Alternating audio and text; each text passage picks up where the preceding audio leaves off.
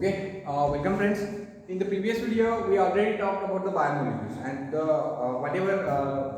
introduction. We already talked about the introductory part of the biomolecules. Okay, so in this video, we are going to talk about the diversity in living organisms. About what? Diversity in living organisms. Okay, so try to understand. So when in this video we will talk about the diversity in living organisms, or not a diversity only, the living world. We will discuss about the living world. So what is living? म्हणजे मी बोलतोय की living world बद्दल आपण या video session मध्ये बोलणार आहे. Living world म्हणजे काय? लिव्हिंग वर्ल्ड म्हणजे थोडक्यात you know very well about the living world. Actually on the planet there are two types of things which are present.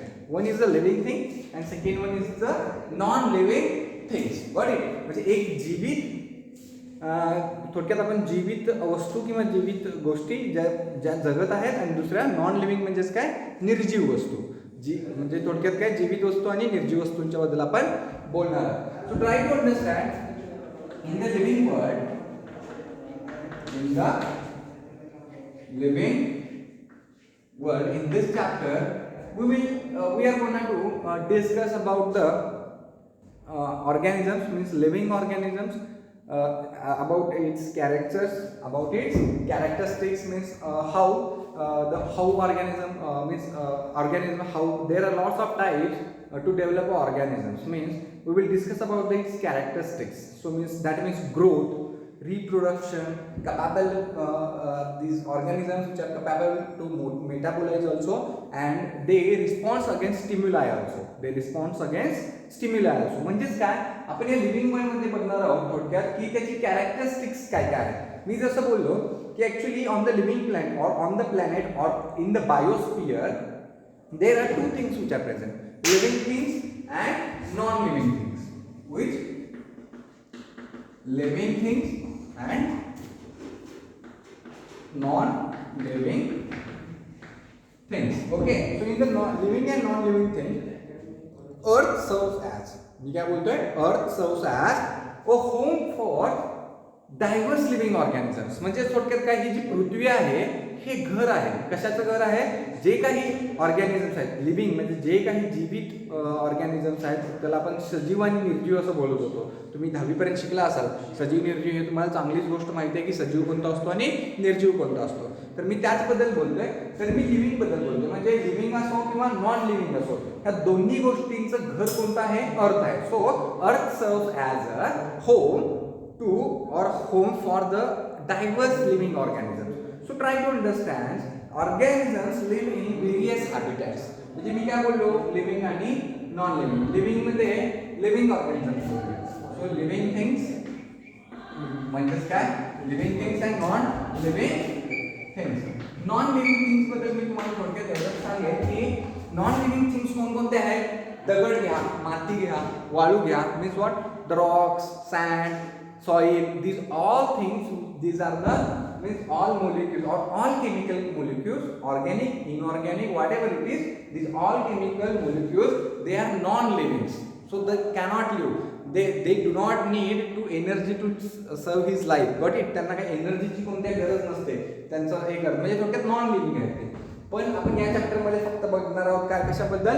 Only about the living world. म्हणजे जे सजीवांची दुनिया आपण यामध्ये पाहूया. ऍक्च्युली सजीवांची दुनियामध्ये काय म्हटलं तर all living organisms or all living also and non living also, earth serves as a home for this organisms. हे पृथ्वी हे त्यांचं घर आहे. पृथ्वीवरती आपल्याला लिव्हिंग थिंग्स पण मिळतील, सजीव वस्तू पण मिळतील आणि निर्जीव वस्तू सुद्धा मिळतील. So first we will discuss about the organisms. कुठल्या? Living organisms. कशाबद्दल बघूयात आपण? Living organisms. Actually this living organisms which is classified into two groups, unicellular and multicellular organisms. कुठले? Unicellular and multicellular organisms. So first one is the unicellular and second one is the multicellular. So what is the meaning of that multicellular and unicellular? You know, cellular. Okay. In previous video we already talked about when we discussed about the cell and its structures. That time already I talked about the unicellular and multicellular. Unicellular means what? Unicellular means it contains only one cell or single cell animals or single cell organisms. Unicellular organisms म्हणजे कोणते? जे एका sale पासून बनले, फक्त ते एकच sale आहे त्यांच्याजवळ. आणि multicellular means what? They made up of by the one or two or more than two cells. It ups to billion or trillion cells. Got it? हे मल्टीसेल्युलर. आपण याची एक्झाम्पल्स पण बघितली होती. युनिसेल्युलर मध्ये आपण काही bacteria, some bacteria which comes under the unicellular organism and some all plants, mammals, plants and animals comes under the multicellular organism. There is no one except to amoeba, exception of the amoeba, because amoeba is a single cellular animal but it comes under the eukaryotic cell. We already talked about it. Okay, so I'm not going to talk again and again about those things also. Got it? So in the living world, समजून घ्या की living world मध्ये आपण काय बघतोय? Organisms बघतोय. कुठले? Living organisms. तर ऑर्गॅनिझम्सचे थोडक्यात आपण काय म्हणणार आहे? मी असं बोललो की पृथ्वी ही त्यांचं घर आहे. मग पृथ्वीवरती कोणतं असेल? फॉरेस्ट असेल, माउंटेन्स म्हणजे दरी डोंगर जे असतील, माउंटेन्स म्हणजे डोंगर्स असतील, त्यावर डिझर्ट्स, ओशियन्स म्हणजे समुद्र असेल, त्यानंतर तलाव आपण बघतो. हे ज्या काही तलाव, डोंगर, हे जे काही तुम्ही बघताय, वाळवंट असेल, ज्या काही गोष्टी बघताय तुम्ही या पृथ्वी तलावर, तर हे त्यांचं घर आहे. हे कोणाचं घर आहे? लिव्हिंग बिंग्सचं किंवा लिव्हिंग थिंग्सचं. आपण एक पहिला बघूया the characteristics of the living organism. आपण पहिला काय बघायचंय? Characteristics of the living organisms. So how many what are the characteristics of the living organism? First we will discuss about it. So characteristics of living organism. Okay, so try to understand what are the characters for the living organisms. कोणकोणते असे characters आहेत ज्याच्यामध्ये सजीव म्हणजे त्याचे characters आहेत. तो पहिला आहे ग्रोथ. पहिला कोणता आहे? ग्रोथ आहे. Okay, so first one we will discuss about the growth. त्यानंतर कोणतं कॅरेक्टर आहे? रिप्रोडक्शन किंवा त्याला बोलतो रिप्रोड्यूस. रिप्रोडक्शन क्या बोलू मी? Reproduction. And third one is the capable to metabolize. These animals or these all living animals, these are the capable to metabolize. Capable to metabolize. And last one, this is the response to stimuli. They response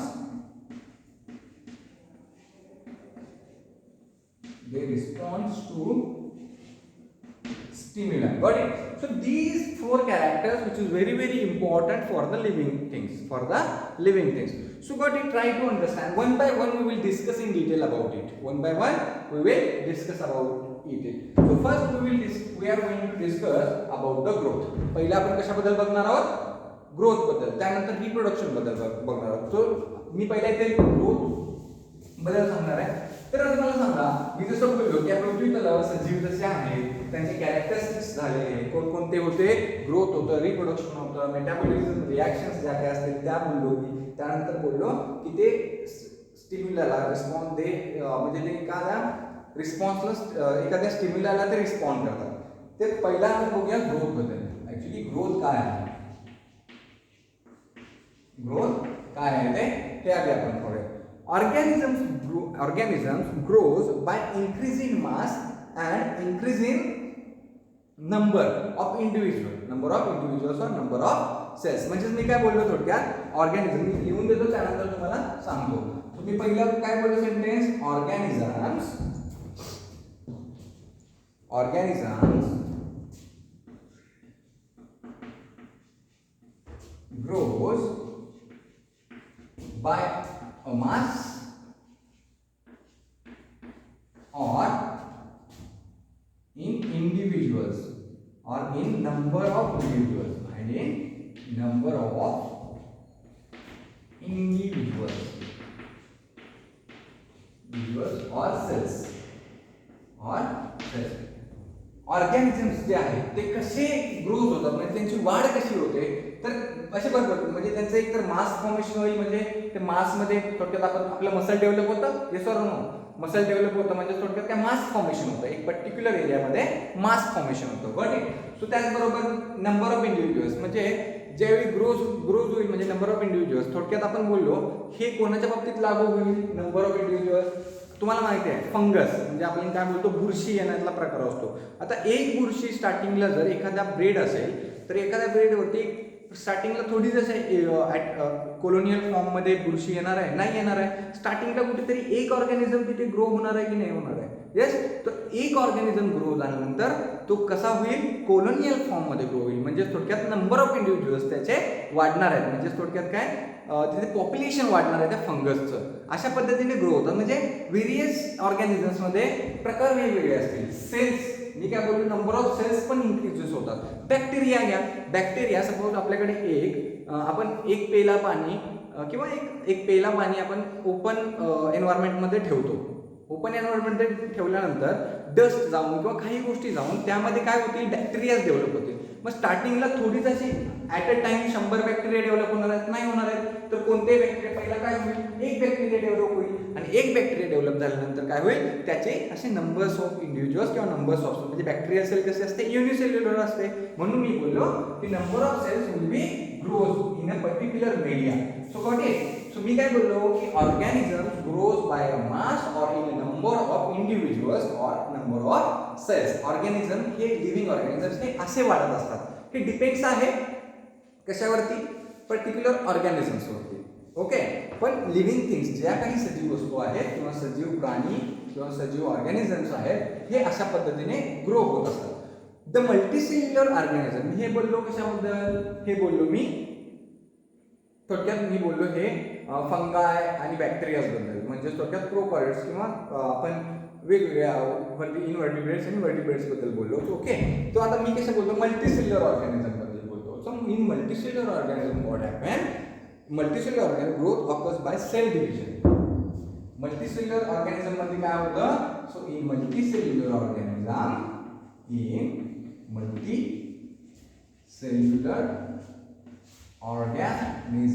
what happened, growth occurs by cell division. What is the meaning of that sentence? In multicellular organism growth occurs by cell division. म्हणजे काय, multicellular आपण बघितले होते organism कसे असतील, दोन प्रकारचे असतील, युनिसेल्युलर ऑर्गॅनिझम्स असतील आणि मल्टीसेल्युलर ऑर्गॅनिझम्स असतील. म्हणजे मल्टीसेल्युलर ऑर्गॅनिझम मध्ये काय होतं, तर ग्रोथ कशी होते, सेल डिव्हिजनने होते. सेल डिव्हिजनने होते म्हणजे थोडक्यात काय होतं, सपोज ट्राय टू अंडरस्टँड, माझं 40 किलो वेट आहे असं पकडून चला. काय बोललो मी, 40 किलो वेट आहे आणि मला माझं वजन वाढवायचं आहे. माझं वजन वाढवायचं असेल तर मला काय करावं लागेल, काही तो एखादा पर्टिक्युलर डाएट किंवा परफेक्ट डाएट घेऊन मी माझं वजन वाढवू शकतो with the help of the exercise. Got it. म्हणजे थोडक्यात काय, माझ्याकडे सपोज थोडक्यात मी बोललो की एक 12 इंचाचा, ज्यावेळी वजन माझं 40 किलो होतं त्यावेळी माझ्याकडे 7 इंच माझा हा बायसेप होता. आणि हा बायसेप ज्यावेळी मी परफेक्ट डाएट घेतला, ज्यावेळी परफेक्ट मी एक्सरसाइज केलं, त्यानंतर इथे ह्या बायसेपची size, bicep means what, this one. Okay. So या साईज वाढली गेली म्हणजेच काय झाली, मसल ग्रोथ झाली. मसल ग्रोथ झाली म्हणजेच काय, मी एक पर्टिक्युलर ऑर्गॅनिझम आहे ना, ह्या ऑर्गॅनिझमची ग्रोथ झाली. काय झाली, ग्रोथ झाली. तर कशामुळे ग्रोथ झाली, तर नंबर ऑफ सेल्स काय झाल्या, डिवाइड झाल्या, सेल डिव्हिजन झालं. म्हणजे मसल सेल्स काय झाल्या, मसल सेल डिवाइड झाल्या एका पर्टिक्युलर एरियामध्ये. This is a good example for the in multicellular organism growth occurs by a cell division. तुम्ही एखादं दुसरं एक एक्झाम्पल घेऊ शकता, प्लांट. ज्यावेळी आपण सीड बो करतो inside the ground, so that time what happen, so after a few month or after a few days we will get a small, what can I say, बोला एक लहानसं रोपटं मिळेल. ओके. सो ते लहानसं रोपटं मिळाल्यानंतर ते रोपटं असं ग्रोज होत जाणार आहे. मल्टीसेल्युलर आहे ना plant, it is multicellular also. तर हे मोठमोठं झाड आहे, ते एखादं वृक्ष किंवा एखादं रोपटं असेल तर ते मोठं होत जातं. म्हणजेच काय होत जातं, सेल डिव्हिजन होत जातं. त्यामध्ये काय होत जातं, सेल डिव्हिजन होत जातं. Okay. So growth occurs through out life in plants. आता ग्रोथ जी आहे, ही जी ग्रोथ आहे, सो ग्रोथ जी काही होणारी ग्रोथ आहे, so growth occurs through out life, म्हणजे पूर्ण आयुष्यभर through out life. So growth occurs through out life in plants.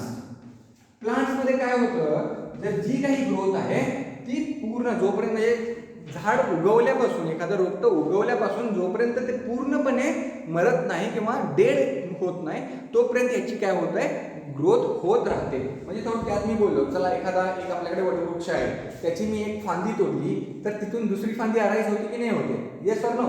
Okay.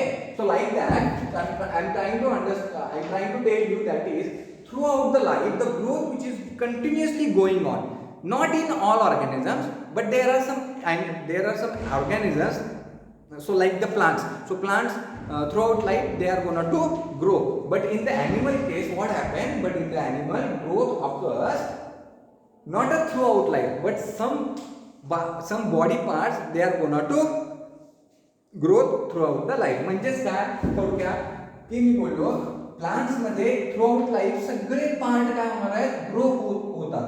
पण इन ॲनिमल्स काय होतं ग्रोथचं, in animals some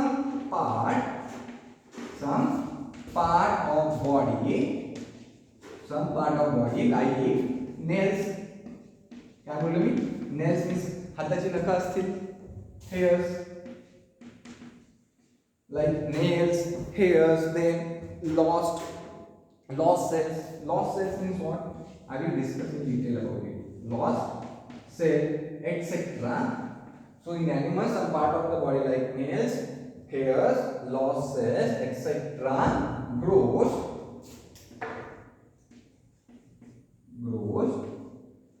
throughout life. Grows throughout life. What is the meaning of this sentence? Animals मध्ये काय होतं, बॉडीचे काही पार्ट्स आहेत, म्हणजे आपलेच घ्या, आपण आयुष्यभर वाढत राहतो का, जर आपण आयुष्यभर वाढत राहिलो असतो तर आज कुठंतरी माणसाच्या म्हणजे थोडक्यात वेगवेगळ्या रिजनमध्ये की 100 फुटाचा माणूस आढळला असता, 50 फुटाचा माणूस आढळला असता. ओके. अशा पद्धतीचं आपल्याला काहीतरी दिसलं असतं जर आपण ॲनिमल्स किंवा फॉर एक्झाम्पल ह्युमन बिंग देतो.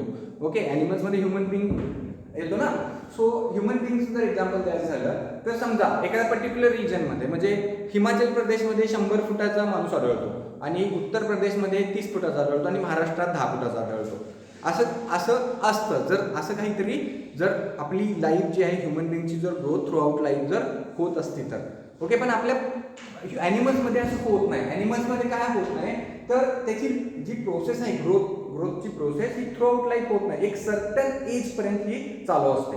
काय असते, एक सर्टन एजपर्यंत. म्हणजे suppose after completion of the puberty up to the 18th stage, up to the 18th years you can grow by size also and you can grow by the height also. Got it? But there are some limitations.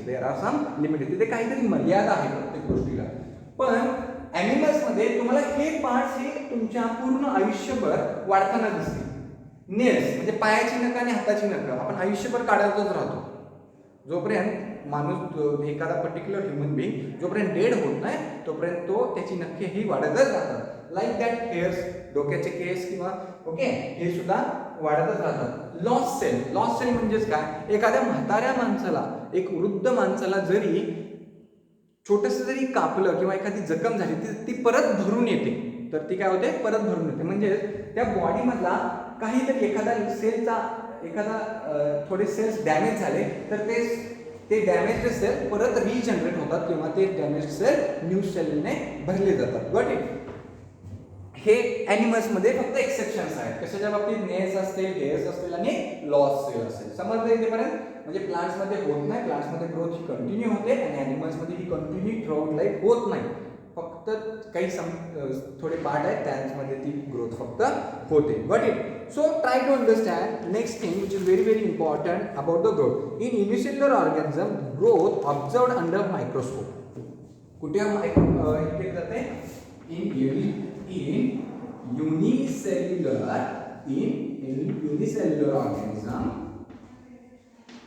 unicellular organism growth observed by microscope. By microscope in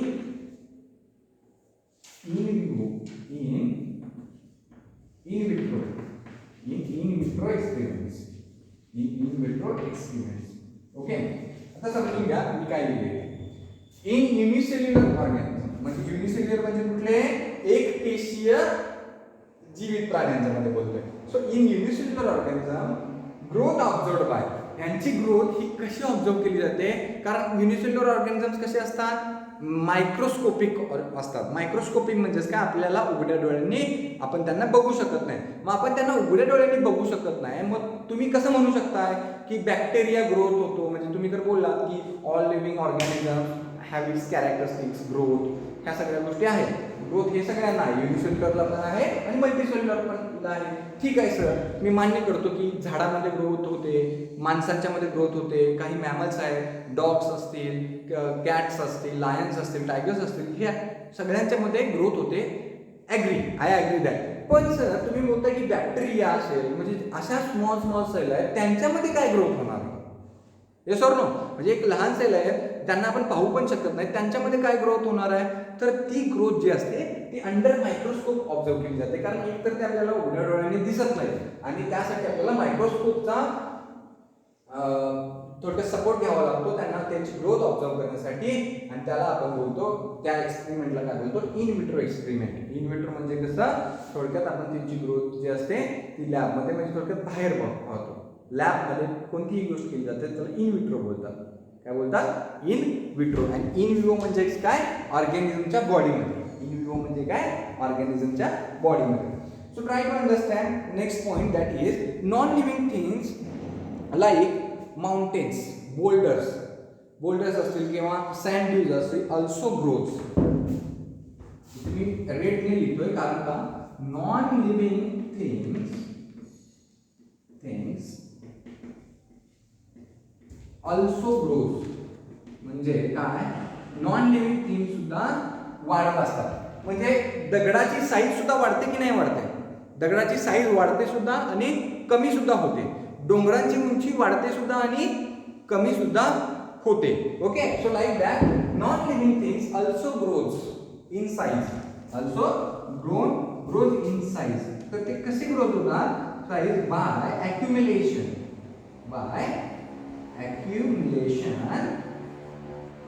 on its surface. The material accumulation, you can say here that is material accumulation on its surface. म्हणजेच काय, आता दगड असेल, एखादा दगड, suppose for example this is, हा एक दगड आहे, हा दगड साईजने वाढतो. म्हणजेच काय होईल, हा जो दगड आहे ऑन इट्स सरफेस कुठला राहिला, हा वाला त्याचा सरफेस झाला, बरोबर आहे ना, आउटर सरफेस. ह्या आउटर सरफेस वरती काय होतं, काही मटेरियलचं अक्युम्युलेशन होतं. अक्युम्युलेशन मीन्स व्हॉट, जमा होणे.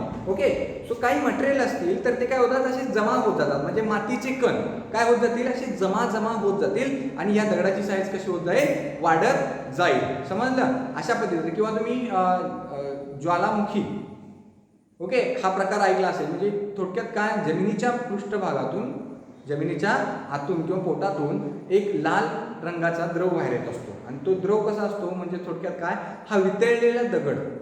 आपण लोखंड वितळल्यानंतर कसं आपल्याला रेड कलरचं लिक्विड मिळतं, सो लाईक दॅट आपल्या पृथ्वीमध्ये, आपल्या ह्या निसर्गामध्ये असा एक लिक्विड आहे जो जमिनीच्या पोटातून येतो आणि तो काय होतो, एकावरती एक असे थर साचत जातात आणि त्याचं काय बनतं, थोडक्यात काय म्हणतो, त्याचा दगड बनतो. आता या दगडाची माती सुद्धा बनते की नाही, म्हणजे दगड वाढतो पण आणि कमी सुद्धा होतो. तो दगडाची माती कशी बनते, मग काही घर्षण असतील, म्हणजे थोडक्यात पाणी, मोठे पूर आले, पुरातून दगड वाहत जात असताना त्याचे बारीक कण हे काय होतात, तो एकमेकांच्यावर आदळून त्याचे बारीक कण हे जमिनीवर पडतात, त्याच्यापासून माती बनते. अशा पद्धतीने आपण ऑलरेडी शिकलोय, 7वी 8वी 9वी मध्ये या गोष्टी आपण सगळ्या शिकलेलो आहे. म्हणून मी बोललो की नॉन लिव्हिंग थिंग सुद्धा वाढत असते, पण कशामुळे वाढते, अक्युम्युलेशनमुळे, मटेरियलचं अक्युम्युलेशन झाल्यामुळे. So thus growth is internal in living things and external in non living things. त्यामुळे याच्यावरती आपण हे सांगू शकतो, धस याच्यावरती हे सांगू शकतो की लिव्हिंग थिंग्समध्ये जी काही ग्रोथ होते, जी काही वाढ होते ती कशी होते, इंटरनल होते. म्हणजे कुठे, इंटरनल बॉडीच्या आतमध्ये होते, म्हणूनच आपण बाहेर दिसतो ना. Yes or no. So that's why or thus, त्याला काय आपण बोलू, thus growth is internal in living things. Growth is internal in living things and external in non-living things. म्हणजे काय, इंटरनल लिव्हिंग ऑर्गन. आपल्यामध्ये ग्रोथ कशी होते, आपल्यामध्ये ग्रोथ अशी होते का की ह्या हाताला कुठेतरी परत एक हात बाहेर निघला, ह्या पायाला एक दुसरा बाहेर निघला, असं का होतं का, नाही होत ना. म्हणजेच काय, इंटरनल ग्रोथ होते आमच्यात. काय होते, आपल्या इंटरनल ग्रोथ होते. जर आपल्यात जर एक्सटर्नल ग्रोथ होत असती तर कसं झालं असतं, तुम्ही एक्सटर्नल ग्रोथ होत असते तर कसं झालं असतं, थोडक्यात ह्या हातावरती असं काहीतरी एखादं मसल मटेरियल जर जमा होऊन काय झालं असतं, आपला हात खूप मोठा झाला असता की नाही झाला असता. Okay, but there is some limit. आपल्या ह्युमन बीइंग्समध्ये किंवा लिव्हिंग थिंग्समध्ये काहीतरी लिमिट्स असतात प्रत्येक गोष्टीला. पण तसं नॉन लिव्हिंग थिंग्समध्ये आहे का, एखादा दगड तुम्हाला ह्या मोकळ्या रूम इतका पण दिसेल आणि एखादा दगड तुम्हाला पूर्ण बिल्डिंग इतका पण दिसू शकतो. तिथे काही लिमिट्स नाहीये. तो मोठा सुद्धा असू शकतो आणि छोटा सुद्धा असू शकतो. Got it. So that's why the growth is internal in living things and external in non living things. Got it up to this. इथेपर्यंत समजलं. आय होप की तुम्हाला इथेपर्यंत समजलेलं आहे. मी काय बोललो ग्रोथ बद्दल, तर ग्रोथ बद्दल मी काय बोललेलो आहे, ग्रोथ बद्दल मी बोललो that is organism grows by a small और इन नंबर ऑफ इंडिव्हिज्युअल्स और in number of cells. Next thing, that is in multicellular organism, growth occurs by cell division. And third one, that is growth occurs throughout life in plants but not in animals. In animals there are some body parts, they are going to grow throughout the life, like hairs, nails and some lost cells. In unicellular organism, growth is observed by under microscope. It is known as or under microscope or in vitro experiment. So non-living things also grows. Non-living things also grows by accumulation of the material on its outer surface. But in the thus, त्यामुळे आपण काय बोलतो, thus the living growth is internal in living things and growth is external in non-living things. समजलं इथेपर्यंत growth आपल्याला. Okay, त्यानंतर आपण काय बघणार आहोत, थोडक्यात रिप्रोडक्शन बघायचं आहे. काय बघायचं आहे, रिप्रोडक्शन. रिप्रोडक्शनचा पार्ट तुम्ही 10वी पर्यंत शिकलेला आहे. रिप्रोडक्शनचा जो पार्ट आहे तो 10वी पर्यंत शिकलेला आहे. ऍक्च्युली ते रिप्रोडक्शन म्हणजेच काय, it is a process to produce offsprings. ही प्रोसेस कशी असते, ऑफस्प्रिंग प्रोड्यूस करण्यासाठी किंवा in another word to produce a child. Yes or no.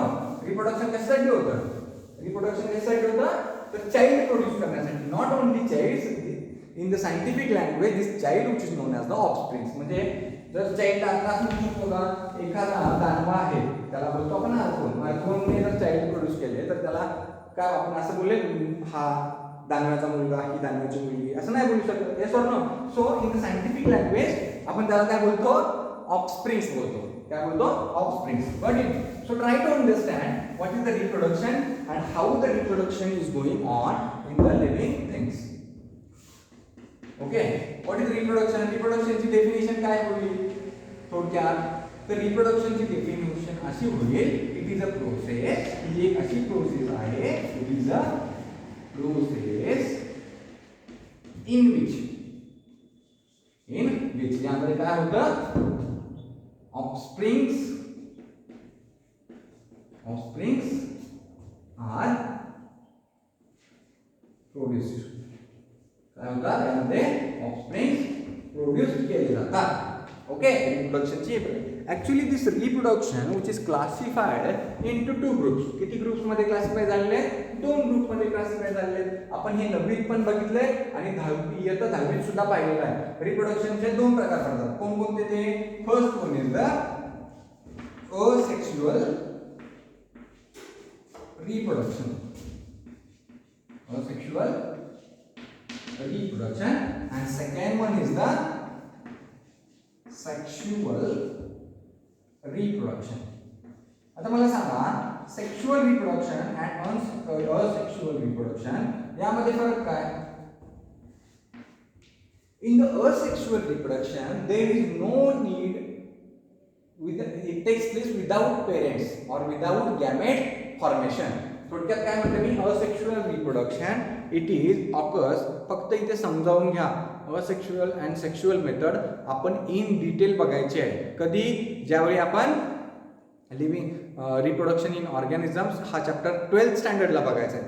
12th स्टँडर्डला पण बघायचा आहे आणि त्याचा थोडासा बेसिक पार्ट आहे तो 11th स्टँडर्डला सुद्धा आपण बघायचा आहे. फक्त हा इंट्रोडक्शनरी पार्ट आहे लिव्हिंग बर्डचा, समजावून घ्या.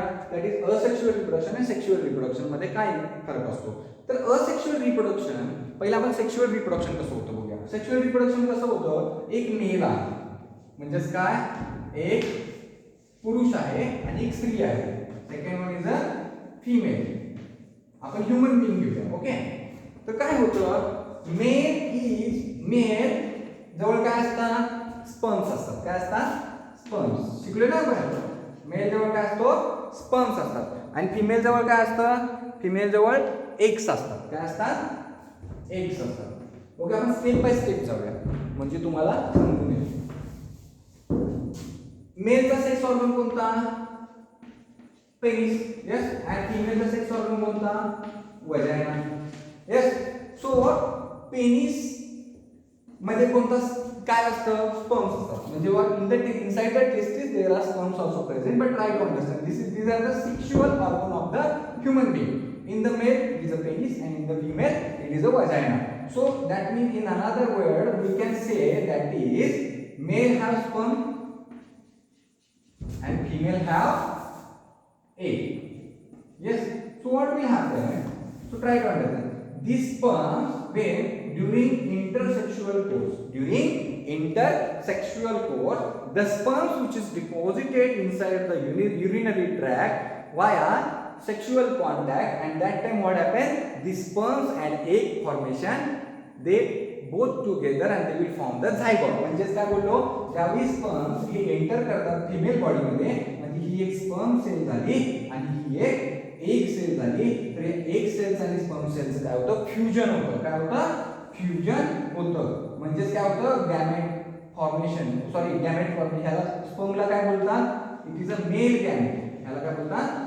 Mail gamete. आणि हा एक काय आहे, फिमेल गॅमेट आहे.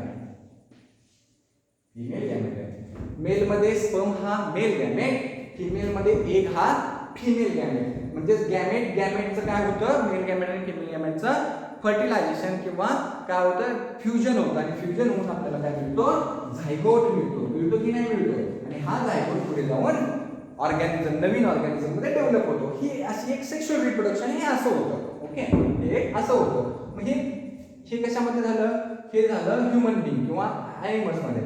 आता काही प्लांट्स मध्ये सुद्धा सेक्शुअल रिप्रोडक्शन होतं. ज्यावेळी आपण ते प्लांट्स बघू त्यावेळी आपण त्याच्यातून बघू. आता इथे काय आपल्याला बघण्याची गरज नाही. त्यामुळे थोडक्यात काय, सेक्शुअल रिप्रोडक्शन कशामुळे होतं, it occurs by gamete formation or sorry it occurs by fertilization. कशामुळे होतं, फर्टिलायझेशनमुळे होतं सेक्शुअल रिप्रोडक्शन. दुसरी गोष्ट कशासाठी, याच्यासाठी काय इम्पॉर्टंट असतं सेक्शुअल रिप्रोडक्शनसाठी काय इम्पॉर्टंट असतात, टू इंडिव्हिज्युअल्स आर इम्पॉर्टंट. म्हणजे थोडक्यात काय, टू पेरेंट्स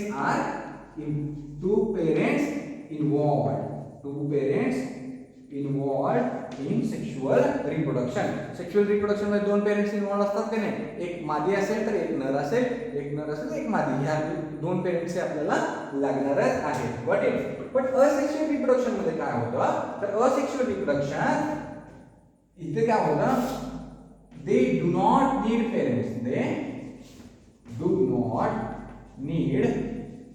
पेरेंट्स. और दुसऱ्या शब्दात असं बोलू शकतो, only one parent which is responsible to produce offspring. Only one parent responsible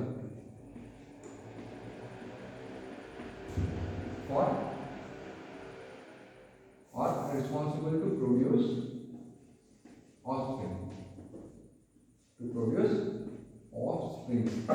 आणि इथे काय बोललो मी, two parents involve to produce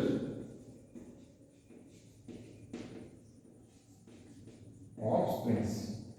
okay, काय बोललो, असेक्शुअल मध्ये एकच पेरेंट इन्व्हॉल्व असतो, म्हणजे तिथे मेल आणि फिमेल असं पाहिजे असं काही नाही. पण सेक्शुअल मध्ये काय पाहिजे, दोन्ही फिमेल्स इम्पॉर्टंट आहेत, म्हणजे मेल पण पाहिजे आणि फिमेल पण पाहिजे, म्हणजे दोन पेरेंट इन्व्हॉल्व असतात. असेक्शुअल रिप्रोडक्शन मध्ये रिप्रोडक्शन म्हणजे तुम्ही नवीन बघितला, asexual reproduction there are lots of types. So fission पहिलं कुठलं आहे, फिजन. असेक्शुअल कोणकोणत्या पद्धतीने होतं, फिजन पद्धतीने होतं. तुम्ही शिकला ना 10वी मध्ये, फिजन नंतर कुठलं असतं, मल्टिपल फिजन. एक सिंपल फिजन असेल आणि एक मल्टिपल फिजन असेल. त्यानंतर बडिंग शिकलाय की नाही शिकलाय, बडिंग बद्दल शिकलाय. त्यानंतर फ्रॅगमेंटेशन, कशाबद्दल, फ्रॅगमेंटेशन. त्यानंतर कशाबद्दल शिकलाय, रिजनरेशन. ह्या सगळ्या ज्या मेथड आहेत ह्या असेक्शुअलच्या मेथड आहेत. फिजन मध्ये दोन प्रकार आहेत, कुठले कुठले, simple fission, simple and multiple fission. आणि कुठलं, मल्टिपल फिजन. गॉट इट, इथेपर्यंत समजलं. सिंपल फिजन आणि मल्टिपल फिजन मध्ये तुम्ही 10वीत शिकलाय. फिजन मध्ये काय होतं, तर एका सेल पासून 2 सेल मिळतात, 2 सेल पासून 4 सेल मिळतात. मल्टिपल फिजन मध्ये काय होईल, सेमच होईल. बडिंग मध्ये काय होतं, बडिंग म्हणजेच काय, एखादा हायड्राचा आपण एक्झाम्पल बघितलं. हायड्राला अशी ब्रांच असते, ती ब्रांच कट होऊन खाली पडते, म्हणजे काय होतं, बर्ड्स कट होतात आणि त्याचे काय होतात, नवीन आपल्याला मिळतात. फ्रॅगमेंट्स म्हणजेच काय, एखादा ऑर्गॅनिझम असेल त्याचे काय होतात, असे छोटे छोटे पार्ट कट, छोट्या पार्टमध्ये कट होतो आणि एखादा पार्ट सपोज इथून आपण तो ऑर्गॅनिझम कट केला तर आपल्याला एवढाच भाग मिळेल, तर या भागापासून काय होतं, आपल्या या भागापासून नवीन ऑर्गॅनिझम प्रोड्यूस व्हायला चालू होतो, त्याला बोलतो फ्रॅगमेंटेशन. रिजनरेशन मध्ये काय होतं, पालीचं एक्झाम्पल घ्या. पालीचं एक्झाम्पल शेपूट कट होते, परत शेपूट काय होते, तिथे नवीन ग्रोथ होते. ओके, हे रिजनरेशनचं एक्झाम्पल झालं. समजलं इथेपर्यंत रिप्रोडक्शन काय काय आहे, असेक्शुअल रिप्रोडक्शन आणि sexual reproduction. I hope that is this video which is very helpful to you, and in the next video we will discuss about some examples of the sexual reproduction also, and some examples of the sexual reproduction also. Got it? Don't forget to make a notes regarding to this, and don't forget about those concepts, because those concepts which are coming in each and every chapter. Got it? ह्या concept आपण प्रत्येक चॅप्टरमध्ये थोडा ना थोडा part आपण याच्याबद्दल बघणार आहोत. नोट्स बनवायला विसरायचं नाही आहे. थँक्यू.